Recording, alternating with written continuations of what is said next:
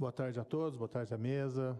Cumprimentar aqui meus colegas senadores, senadoras, senhoras e senhores presentes. Confesso, senhor presidente, que ainda estou acostumando aqui com o Senado. Essa é a primeira vez que eu ocupo a tribuna e voltarei cada vez mais constantemente para prestar contas do meu mandato. Eu fui eleito com um mandato muito claro e simples. Embora não seja um senador que irá apenas bater numa tecla, mas eu fui eleito com um mandato específico da população paranaense de defender o combate à corrupção, de combater os retrocessos que nós vimos nos últimos anos. Avançamos muito durante a Operação Lava Jato, mas infelizmente nos últimos anos vimos retrocessos e precisamos retomar esse combate. A corrupção ela enfraquece a economia, torna ela menos eficiente, não só pela questão dos desvios dos recursos públicos, mas também por gerar muitas vezes aquele fenômeno que a gente chama do capitalismo do compadrio. Do outro lado, a corrupção também erosiona a confiança que as pessoas têm na democracia. Muito do que explica o surgimento de regimes autoritários ou desconfiança mesmo na democracia vem de um certo sentimento por parte dos representados de que os representantes não mais buscam o bem comum, o interesse comum, mas sim o interesse próprio. Mas eu vim hoje nessa tribuna em especial, na linha dessa defesa das pautas do meu mandato, para fazer um elogio à atitude que foi tomada na última semana pelo ministro André Mendonça, do Supremo Tribunal Federal. O PCdoB, no final do ano passado, ingressou com uma ação reclamando a inconstitucionalidade da lei das estatais. Para quem não se recorda, a lei das estatais foi aprovada em 2016, na esteira das revelações feitas pela Operação Lava Jato, em que foi possível constatar com todas as provas robustas, de que aquela prática do loteamento político desenfreado da administração pública direta e indireta acaba gerando oportunidades espúrias e pessoas mal intencionadas desviaram, sim, bilhões de reais dos cofres públicos. A exemplificar, a Petrobras, e esse é um fato por ela divulgado como público no mercado de ações, já anunciou que recuperou mais de 6 bilhões de reais só por conta das investigações da Operação Lava Jato.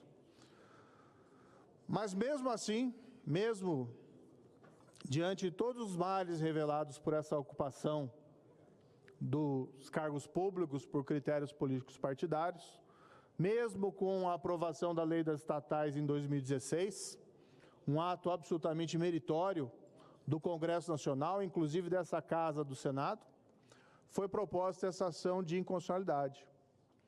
E foi colocado para julgamento perante o plenário virtual do Supremo Tribunal Federal, que é um instrumento importante para a agilização de julgamentos, mas, infelizmente, muitas vezes, acaba impedindo que haja uma publicidade adequada da pauta sobre o julgamento perante a sociedade.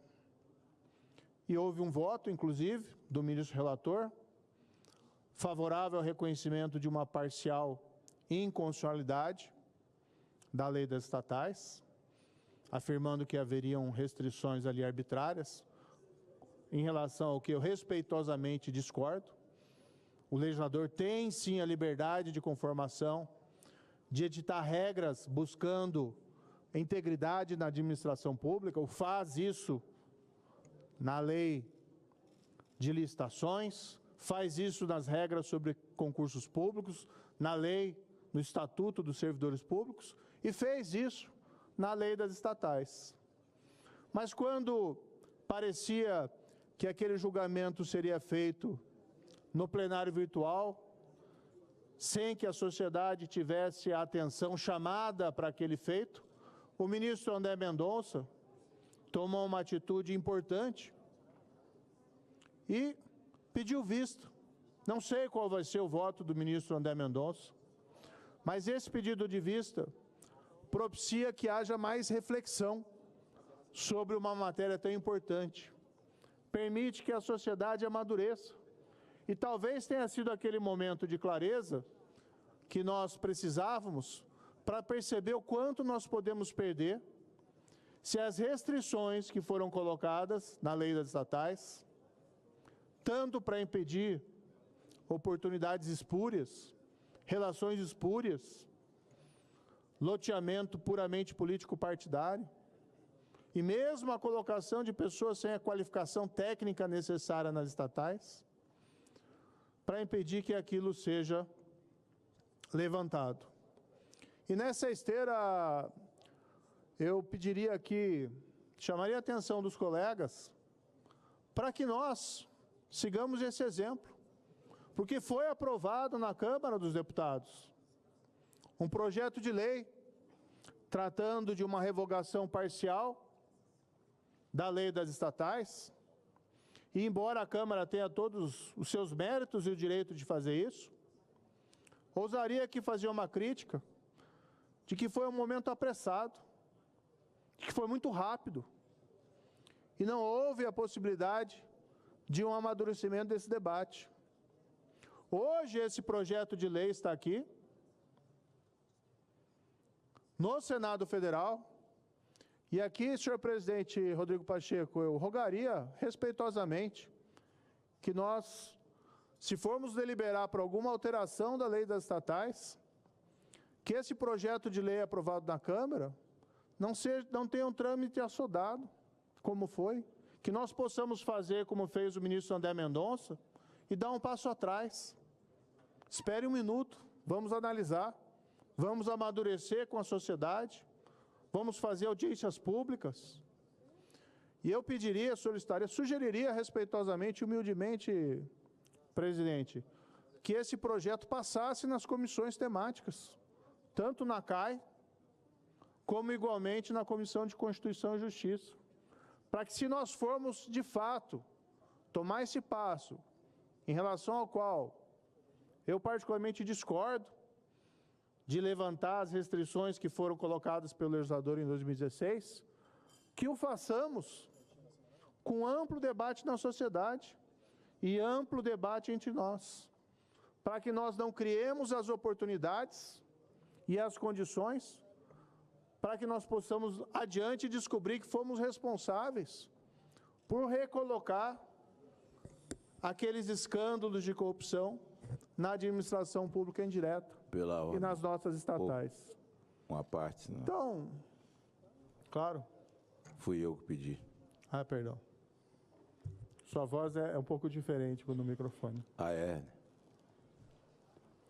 Mas, por gentileza. Não, e eu pedi, você viu pedindo pela ordem, eu estou tão destreinado que pedi foi pela ordem, né? Passei 4 anos, destreinei, mas é uma parte. Eu quero concordar com Vossa Excelência. Essa casa não pode virar carimbadora do Executivo e nem carimbadora do que vem da outra casa. Eu acabei de assinar aqui um pedido do senador Cid Gomes para que os projetos vindo do Executivo, que haja uma distribuição equânime, que distribua lá na Câmara e também no Senado. O que vem da Câmara, normalmente, assodadamente também é votado aqui. E parece que dá um desânimo, senador, de você disputar uma eleição majoritária, enfrentar tudo que é tipo de coice, de falação, de ofensa, sabe? E você vence a eleição. E você chega numa casa alta como essa, se assenta e se sente um inútil. Você é só um carimbador. E o pior, quando aproxima-se o processo onde vai se dar o recesso parlamentar, tem o chamado esforço concentrado. E aí, bota tudo num bolo só, e aí você acaba votando até o que tu não sabe. Até o que tu não sabe. Então, esse seu pedido ao presidente Pacheco, e eu também faço o pedido, aliás,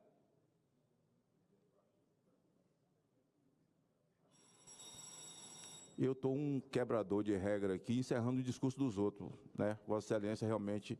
É verdade, senador. Eu entendi. É porque eu estou pedindo a parte já no final do discurso do cara, eu estou errado. Eu tenho que pedir no meio do discurso, que aí dá tempo eu fazer uma consideração.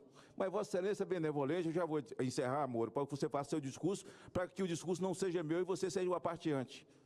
Eu quero pedir também ao presidente Pacheco que realmente nós avaliemos, que não sejamos carimbadores do que vem de forma soldada de lá, porque a lei das estatais, ela é absolutamente importante para o Brasil e que não seja ao sabor de quem vira presidente da República. E é assim, não estou falando dessa presidência agora, estou falando de tantas, que manda e tudo sai assodado ao sabor do Executivo. O tamanho dessa casa é tão importante para a nação que Vossa Excelência faz um discurso absolutamente importante e tem, assim, no seu primeiro discurso, os meus parabéns pelo tema colocado. Claro. Serei bem mais conciso, senador Sérgio Moro. Seja bem-vindo à tribuna. E quero lhe dizer que uma das poucas deliberações da bancada do meu partido é de perfilar ao lado da defesa, primeiro, da constitucionalidade. Isso é uma torcida que se faz, porque a decisão, afinal, é do Supremo. Mas, acima de tudo, do mérito da lei das estatais. É uma decisão da bancada, do Progressistas, no Senado, tomada há mais de 2 semanas. E, finalmente, eu quero me associar ao seu pedido, respeitoso, colocado em termos absolutamente corretos à mesa e ao presidente que participa aqui da sessão, para que este assunto, quando deliberado aqui, seja iluminado por um debate construtivo. E, finalmente, eu também me associo aos parabéns ao ministro André Mendonça. E me congratulo comigo mesmo pelo esforço que eu fiz, dias e dias a seguir, para que o nome do então proposto doutor André Mendonça fosse apreciado na Comissão de Constituição e Justiça. Foram mais de 4 meses e hoje eu posso dizer, parodiando Fernando Pessoa, valeu a pena. Senhor presidente, uma parte, por favor. Por gentileza, senador Eduardo Girão, o orador que está à tribuna está por concluir o seu pronunciamento. Deixemos o senador Moro concluir, porque senão nós vamos terminar não tendo o desfecho do seu pronunciamento e sendo, de certa forma, deselegante. Concluir, depois dá pela ordem. Vossa Excelência pode concluir, depois nós passamos pela ordem, porque é desta forma que se... Eventualmente pode ter alguma consideração. Exatamente, é uma consideração, senhor presidente.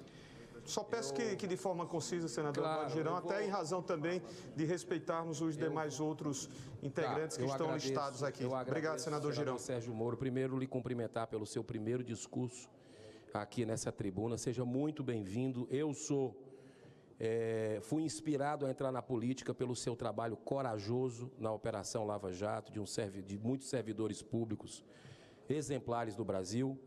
Mas eu queria só cumprimentar e complementar da importância da sua fala para evitar mais uma judicialização da nossa Corte Suprema. O Senado está com a bola, a Câmara já fez a sua parte. O Senado precisa desenvolver o seu papel e eu faço um apelo ao presidente dessa casa para concluir, para que a gente possa cumprir o papel de uma casa revisora da República e deliberar em pelo menos 2 comissões. É o apelo que eu faço. A CAI e a CCJ, porque esse assunto é uma blindagem ao toma lá da cá, a barganha política, a troca de favores que o brasileiro não aceita mais. Muito obrigado e parabéns pela sua lembrança. Senador Rogério Carvalho. Eu queria, presidente, concordar que a gente precisa coibir a corrupção, inclusive a corrupção praticada por magistrados, quando no exercício da sua função. Notadamente, nós sabemos do caso que foi a anulação de todas as condenações do presidente Lula.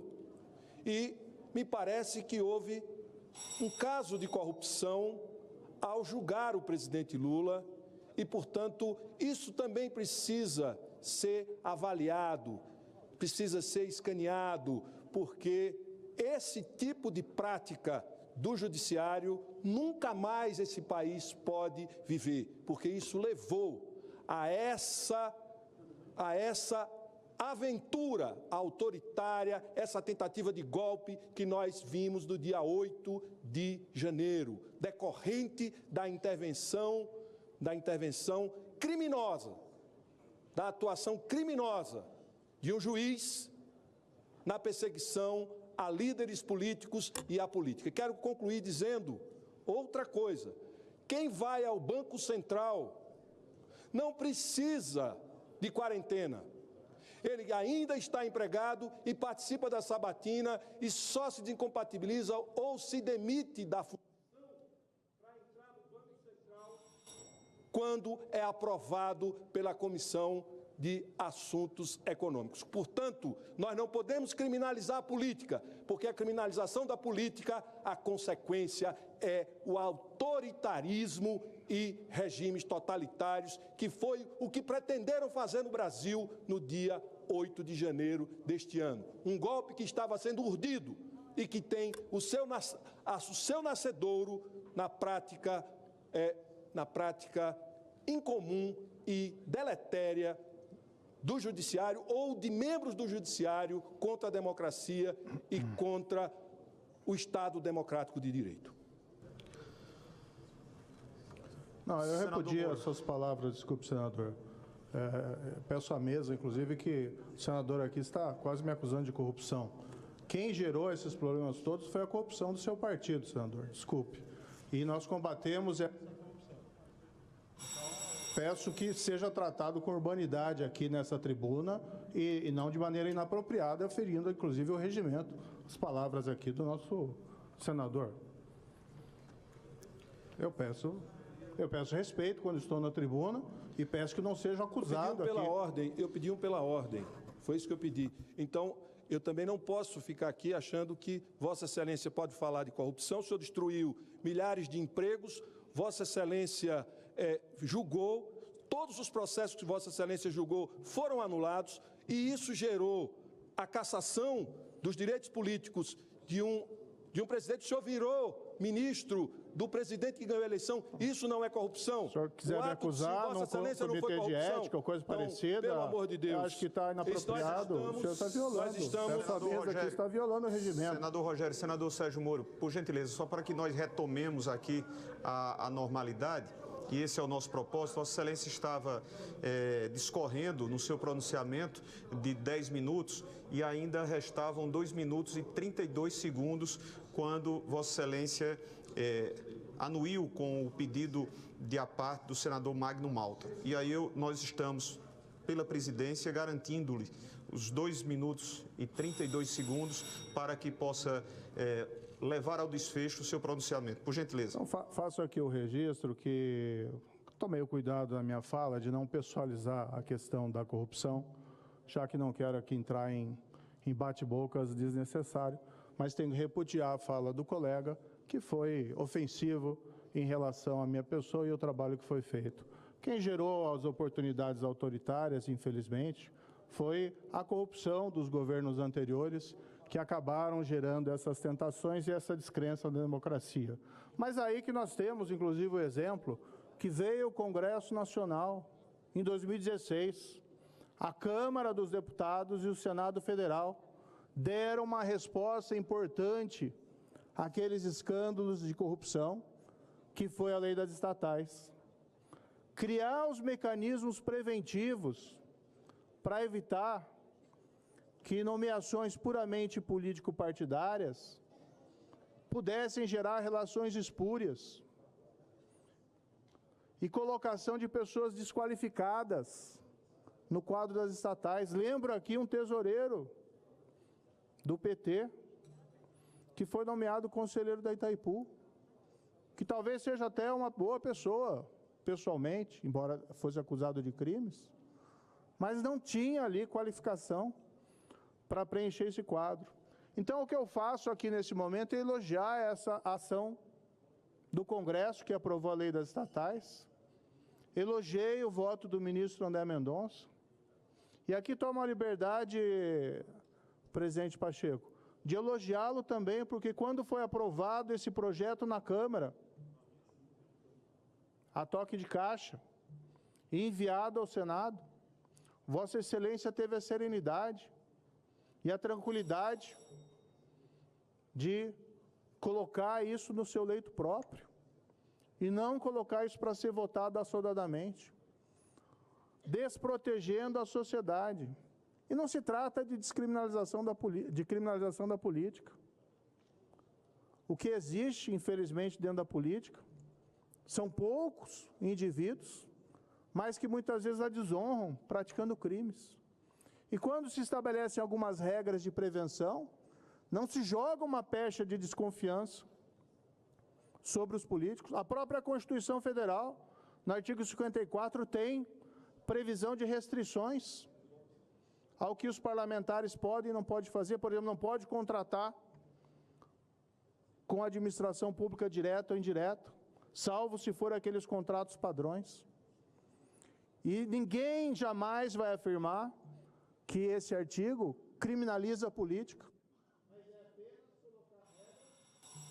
Eu já finalizo. Apenas colocar regras para prevenir situações que possam gerar relações espúrias. E é a mesma coisa o que faz a lei das estatais. Diante de lições da história, que revelaram que o loteamento político partidário das estatais geraram oportunidades para o maior escândalo de corrupção da história do Brasil. E seria uma lástima que nós, eventualmente, e não acredito que faremos isso, levantássemos essas restrições sem que houvesse um debate sereno, saudável, aberto à sociedade, para que, se for realizar qualquer alteração na lei das estatais, que seja para fortalecê-la e não para enfraquecer a sociedade. Muito obrigado. Obrigado, senador Moro. Nós